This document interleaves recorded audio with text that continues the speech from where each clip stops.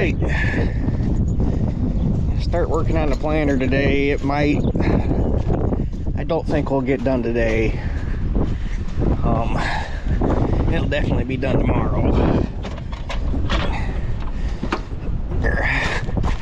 Old girl is not gonna be happy with me. Don't let the sun fool you. It's kind of miserable today. We went from almost 60 degrees yesterday and nice and calm to it's about 40 degrees right now, and probably wouldn't be bad if it wasn't for the wind blowing. But work still got to get done, so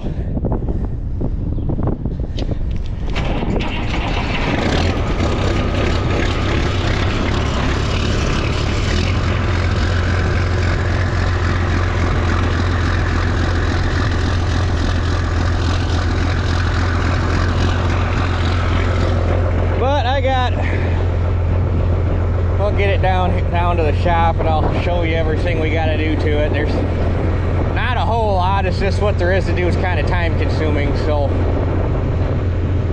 anyhow, I'm gonna warm up for a minute and go from there. Okay, so got some stuff to do to the planter and then got some electrical stuff needs done on the tractor, which we'll talk about here in a second. But as far as the planter goes, got all new seat openers. They're actually John Deere blades because first off, I didn't want to have to wait on Shoop. I'm hoping to have this knocked out this weekend, and by the time I got this back or got this over here and went over it and realized I needed some blades, if they wouldn't, I would have got them ordered yesterday, so they wouldn't ship till Monday, so I wouldn't have had them till Tuesday, and I didn't want to wait that long. And ironically, these are 16 or sorry, not 16. These are 15-inch heavy duty. They got the thicker hub on them. They're the thicker blades. Deere was, hold on, someone's pulling in the driveway. All right, sorry about that. Anyhow, John Deere disc openers. Believe it or not, that I couldn't believe it myself. On those heavy duty openers, they were basically the same. They were within just a few cents a Shoop. And since I bought enough, I only needed 3. I went through and checked. I got 1 row unit where both are bad, and I got 1 row unit where 1 is bad. And I'm like, if I'm just gonna start going through piecemealing, you might as well just keep the whole planter the same, go through, do all of them. If I find some on here that are decent, I can keep them for spares in case you break one or something. But when you do a planter, you're better off just to do them, I mean, unless you like break one in mid-season or something, and then it makes sense to just do one. But actually, you really should replace them in pairs so that the wear is the same. But anyway, it just makes more sense to just go through, keep the entire planter on a level playing field, just do all of them. And since I bought enough to do the whole planter, that also got me a 10% discount through Deere, which if I'd have bought them through Shoop back in February during the farm show sale, there would have been the 10% discount. So they would have, so I don't think it was, I mean, it got me coulters today, or openers, sorry, they're technically not coulters, and they're honestly probably better quality than what you'd get through Shoop. Or they might come out of the same factory, you never know. But these are actual Deere. They got JD stamped right in them. And the part that made me really choke, I called around yesterday. I called Deere, I called our New Holland dealer, and I called our Case dealer. The New Holland dealer didn't even have any. He would have had to order them, so I didn't even bother getting a price through them. But I got a price through the IH dealer. I really hope he was reading the wrong line and he was actually telling me a price for a pair. But he said that it was for 1 coulter. I hope he was wrong. If he was right, that means 1 opener through IH is $80 for one disc opener. $80. I really hope that was a price for a pair and they were $40 a piece. But even at that, that would have still made them $5 more expensive a piece than deer. So, and shoot. So anyway, that's the story on those. But we got all the seed openers. I got a new closing wheel to replace. You know, one of them's got a busted half, and you can't just buy.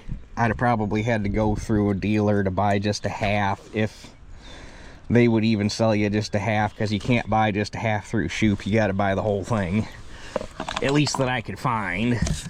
I didn't look in. I was just looking online. I didn't actually pull a catalog out.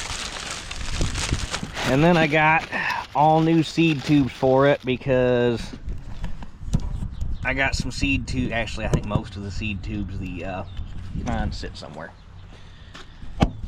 I think most of the seed tubes on it, the tips are wore either one side or the other, or both. And these are bullseyes, so they are supposed to have carbide tips on them,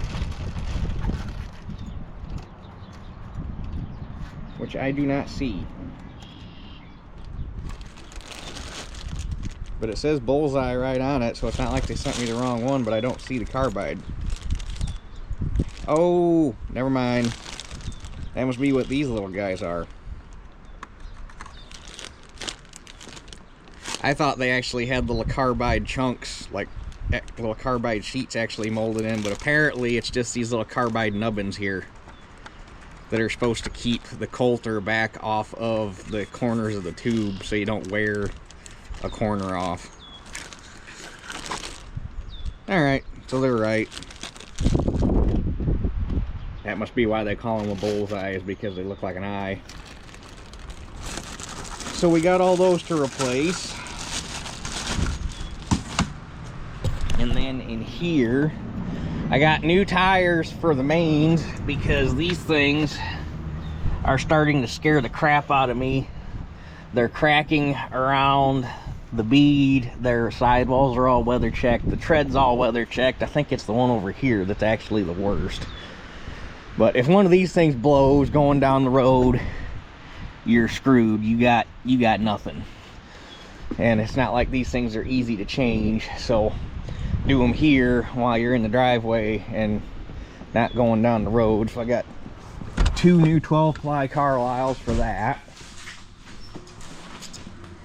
And then I got a Sensor One GPS puck for the monitor, so now I'll be running GPS for ground speed. And those are wing bolts for, or thumb screws for the seed plates. I got a couple bearing caps on fertilizer openers that are missing, and shims for the coulters. So, and then as far as electrical goes, I want to redo on the tractor side. Right now I've got my 12-volt outlet going to the key switch for power.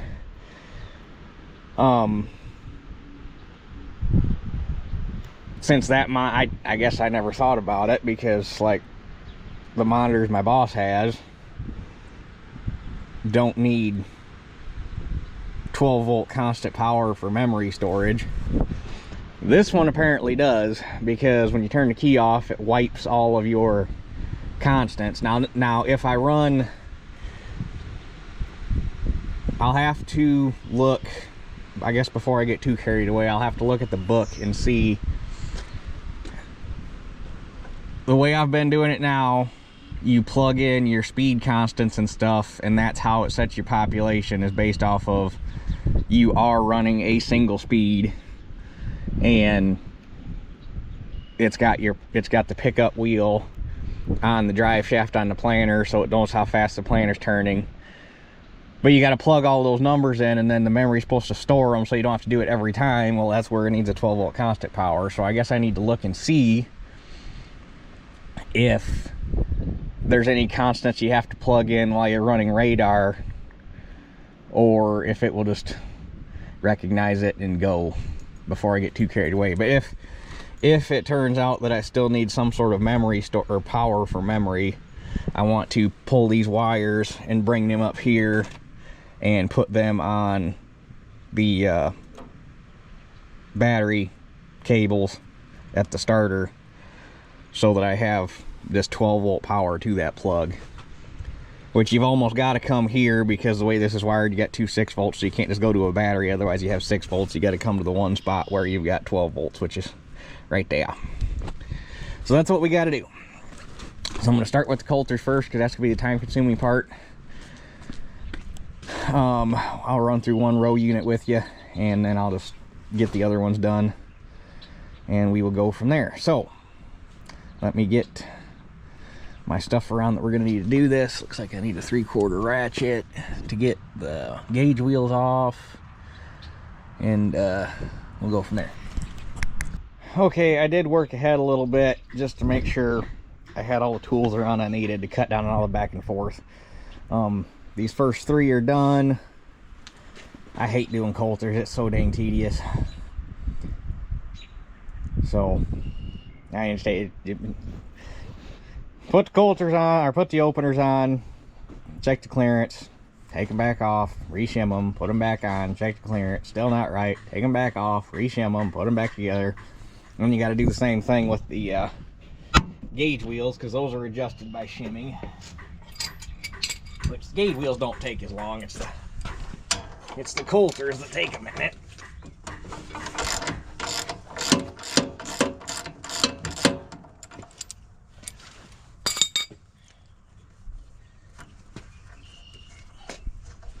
Not really a good spot to put the camera while I'm doing this, just the way everything lays out.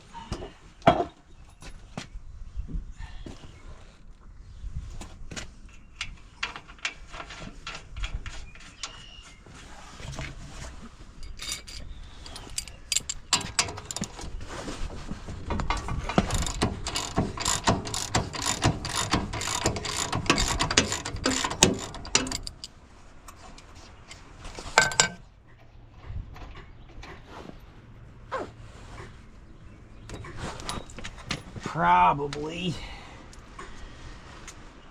I'm gonna have to look at doing gauge wheel bushings on this thing next year. They're not super terrible. I've definitely seen worse, but now that I know they're, and it's not all of them, some of them are just a little wobbly.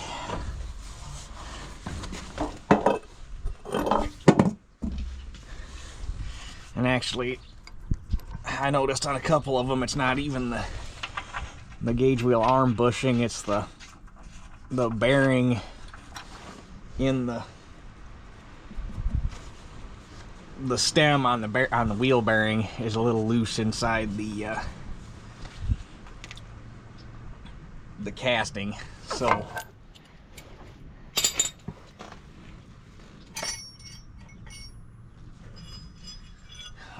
this thing has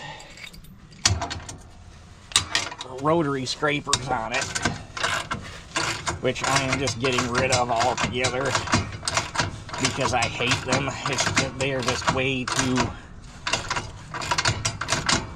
too many wear parts and moving parts for a blade scraper.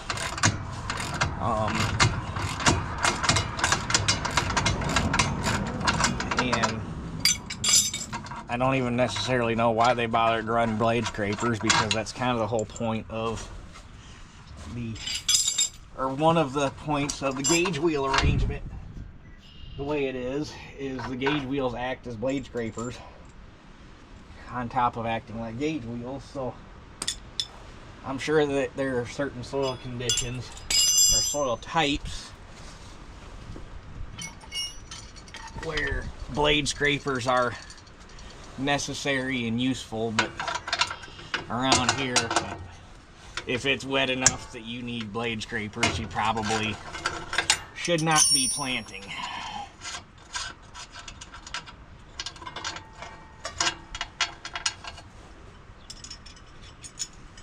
Now they probably were running them on this because the guy I bought it from farmed mostly muck. So for him it probably was useful.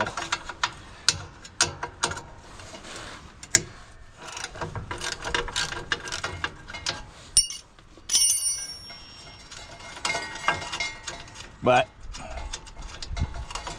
as long as your gauge wheels are adjusted right, technically shouldn't really need scrapers.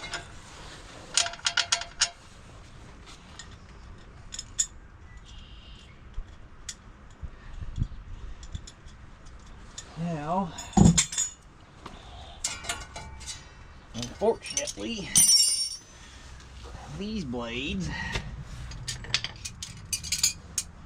have the steel bearing caps in them.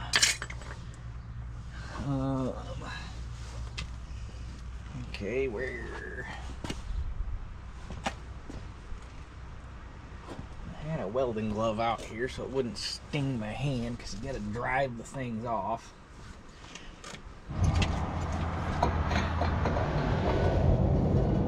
These ones aren't coming off too bad. The set on the last unit, those things fought me hard.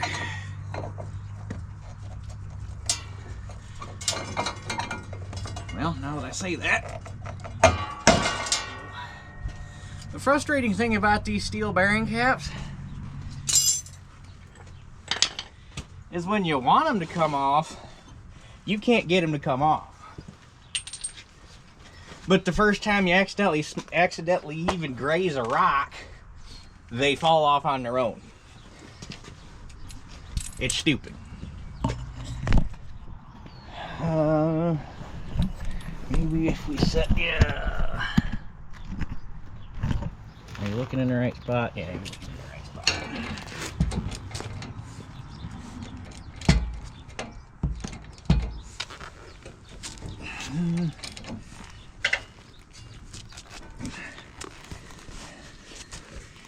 Which way is which?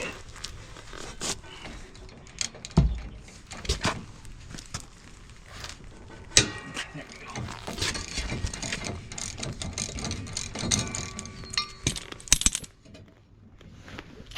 Yeah.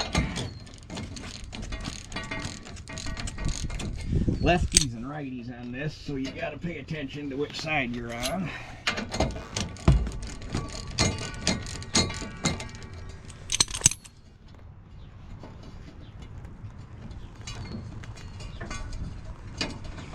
Oh, come out of there.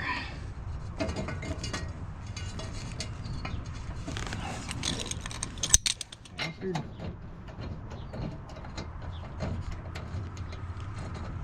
Wait a minute.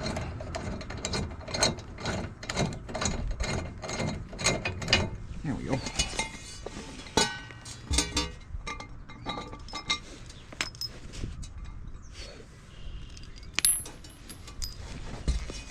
And it probably was about time for these coulters to be replaced because most of them I've been taking off. I've just been checking them and they're about 14 1/4. At least according to the book, they want you to change them when they're down to 14. So I mean, they were getting close to the end of their life.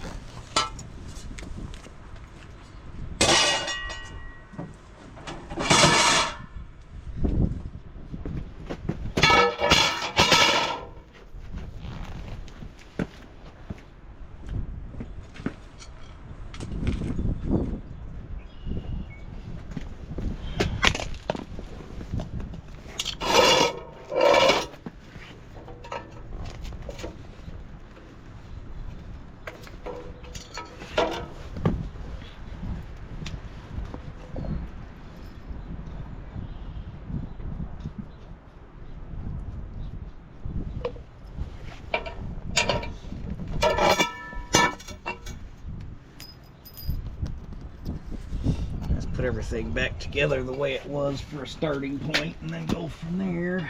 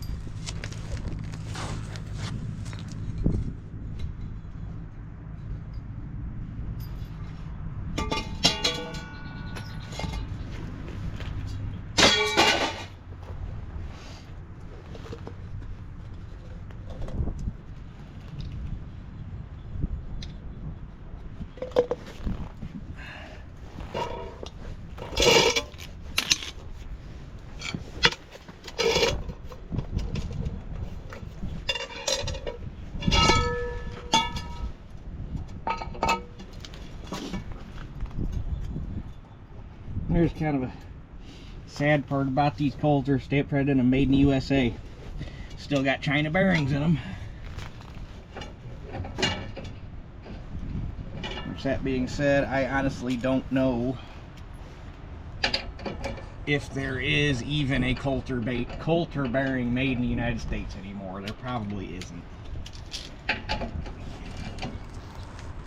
Because the smaller the bearing gets, the less likely you are to find something that's made in the country.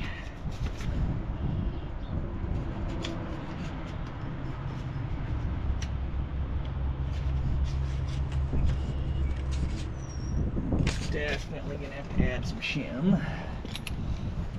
We'll start on this side because it only had 2.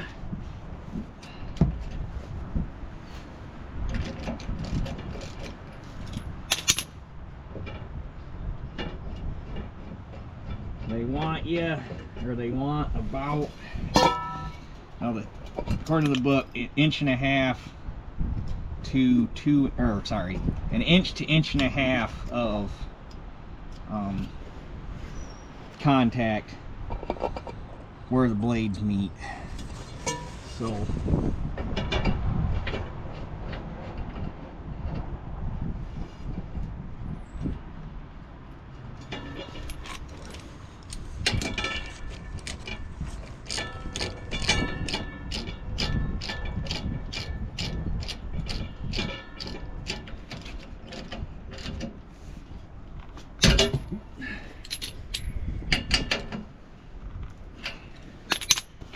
you just take your cardstock. I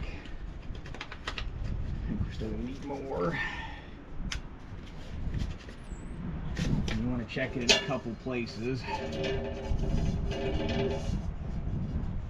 because very rarely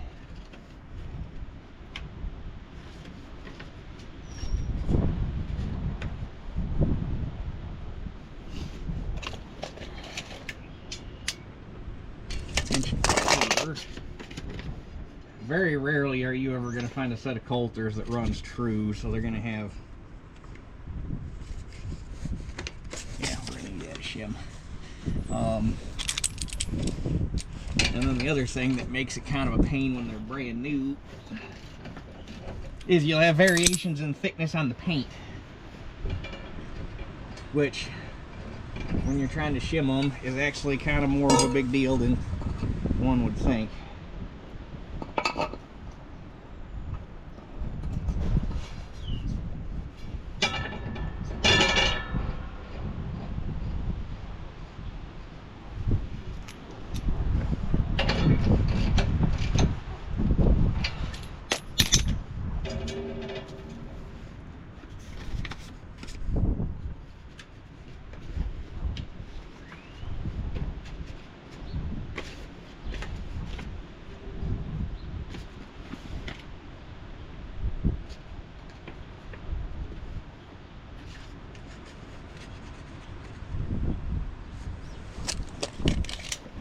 Okay, and then once you get your clearance set, you put your bearing caps back on, and if you roll them over, hear that ticking? That's little thick spots, thin spots in the paint.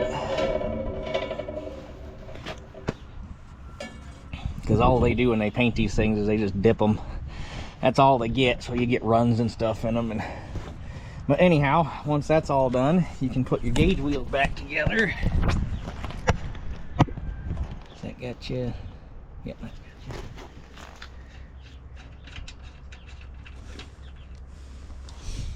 you. Do this outside one since it's easy for you to see.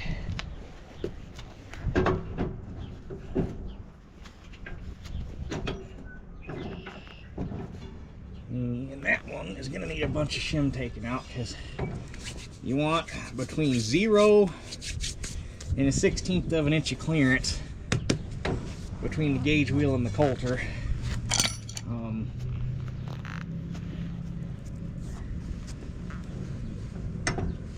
And that's what helps keep the blade clean.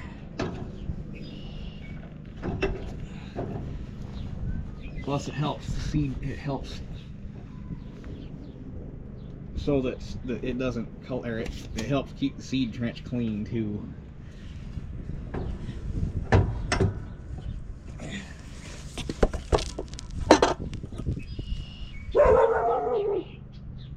What's she barking at? Teeter!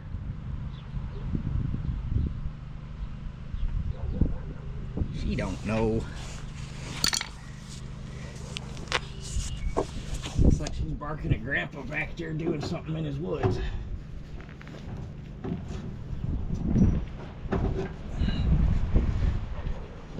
One more shim ought to do.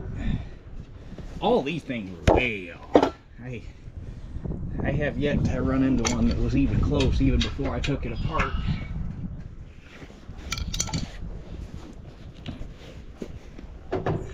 Ow.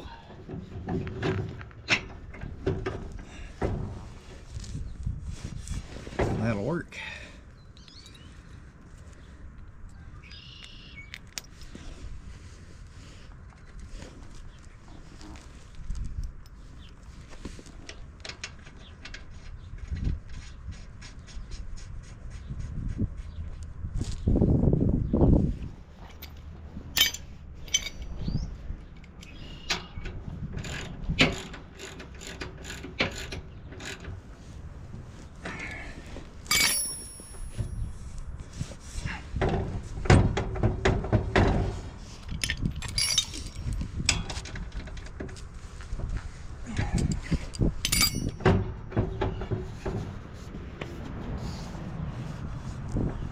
And you got to check it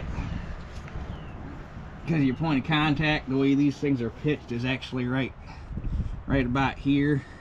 So obviously when you set the planter down, the gauge wheel is going to come up, so when you check your clearance, you got to pick the gauge wheel up and check right there.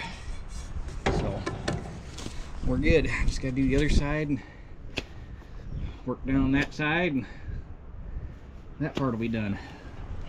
Okay, a lot of hours later, the long, tedious, mind-numbingly boring job of changing over those seed openers is done. Took a lot longer than I thought it would, but it was also a little bit more of a fight than I thought it'd be. So now, before I do anything else, while it's still folded up, I want to do the tires. I thought the book said, I thought there was a page in the book that told you how to do the main lift wheels. And I've looked and looked and looked through both my operator's manual and my service manual for this thing. Cannot find it if it's in there. So I think what I'm going to do, I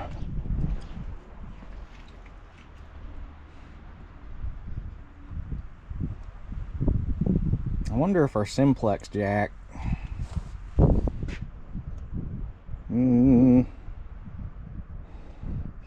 trying out without some cribbing. Yeah, I don't see why you couldn't lift right there if the jack goes high enough. Let me see what I can come up with. Okay, that worked out pretty good. It's nice and stable. Well, railroad jacks are handy. They're just really, really heavy.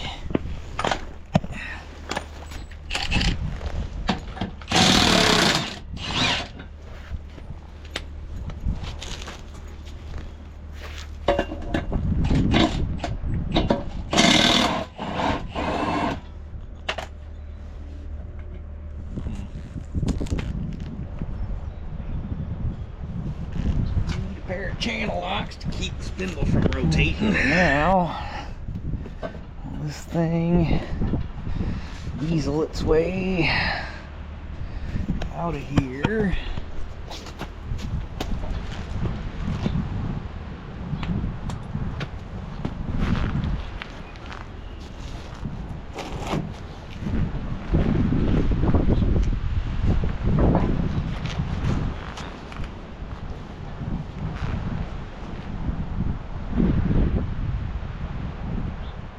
Hindsight, I probably should have rotated the wheels and then they'd have just rolled right out past the row unit.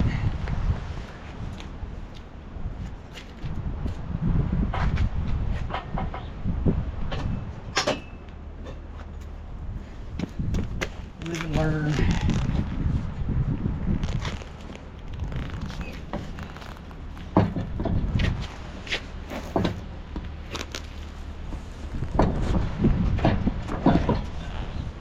Gotta go out one way or another.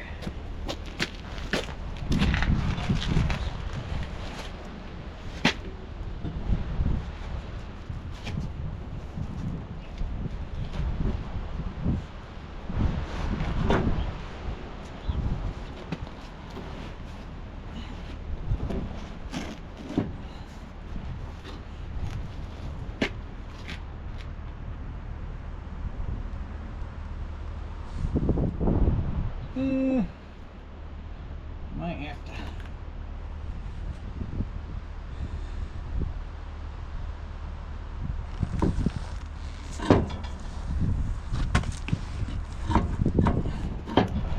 It might not leave me any choice but to put this back in and rotate the wheels. It'll come out of there, you just gotta hold your breath just right. That being said, it would be easier to rotate the wheels so that it just rolls out in between the row units and you don't have to fight it.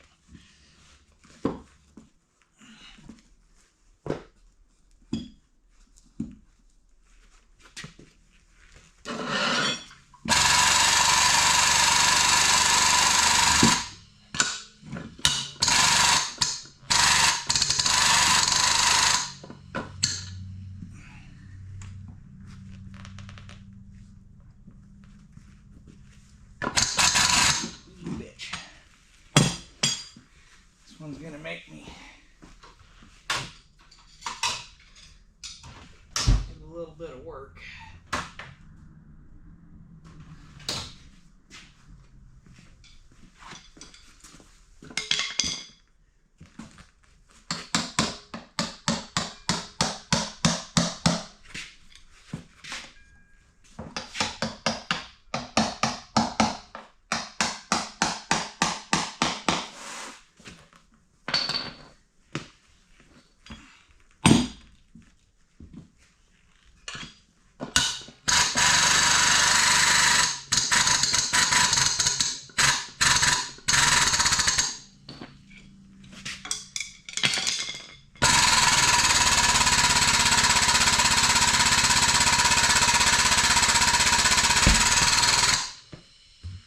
That's okay, these tires have only been on here since the 90s.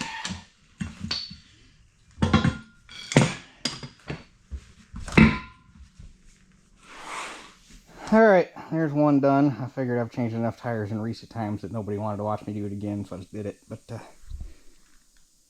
them 12 plies are a little bit more of a booger. So get that one put on and do the other side, and that'll be out of the way. Alright, new tires are on. I changed my broken closing wheel. Maybe next year I'll go ahead and put my spike wheels on it like I'd like to. I almost did it this year, but kind of glad I didn't, since I ended up having to do all the seat openers. I mean, I didn't have to do all of them, but it makes me feel better doing all of them. So I think when I do it,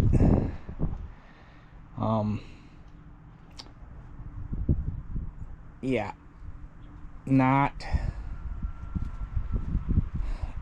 it's not, yeah, what are the ones that are just rubber spike wheels that go in place of the rubber tire on those? Furrow cruisers. I'd like something a little bit more aggressive than those, just because of our heavier soil type. And I noticed, I think it's actually Furrow Cruiser makes one that's made out of plastic, or polyethylene, or it's a abrasive resistant plastic that has bigger spikes, and they're kind of at an angle, that take the same rim and stuff. So I think those are what I'm going to go with when I do decide to do it. They're either Furrow Cruisers, or I know Yetter makes them, but Shoop sold both, but I can't remember I'm pretty sure the one was a Furrow Cruiser, and I know for a fact the second one was a Yetter. But the Yetters were like 10 bucks more a row, 10 bucks more a pair expensive. Not that that's a super huge deal, you know. I mean, it'd be 80 bucks over.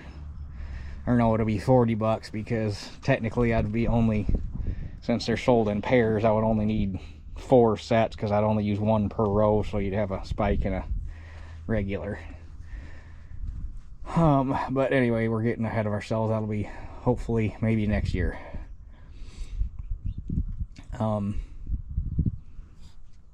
So with that being said, I think we're gonna go ahead and call it a day here because I forgot in my preparations this morning, getting stuff around to come over here, I forgot to grab my sensor tester, or sensor and monitor harness tester. And before I start swapping over seed tubes, I want to test the sensors as we go along to make sure they're good before I swap them over to the new tubes. They should be, because I think all but 1 or 2 are brand new. But I'd still rather check before we start swapping them, so that won't take long tomorrow. Get seed tube swapped in, put the plates in,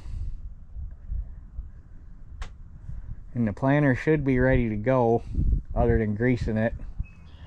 And then the few things I got to do to the monitor box and harness up in there to do whatever I'm gonna do to get the GPS puck, because I need to figure out how to get the puck itself outside of the box. And I think either the puck or the display will fish up through, because there's 13 feet of cord going out from the puck. So I got an idea. It's just gonna be a matter of if it actually works. But the one thing I did like about this that I found after I opened the box yesterday, where does it say? Where does it say it at? Right there. Made with pride in the USA. I like that. Sensor 1. My boss has the same one on his planner, and it works really damn good. So I'm kind of excited. But I gotta read through tonight. I gotta read through the manual and see what it takes as far as calibration to run this versus the ground speed calibration. So anyhow, that's all gonna happen tomorrow. I'm gonna cut this video off here just so it doesn't get super long. And with that being said, that's it for this one. We'll catch you guys tomorrow on the next one.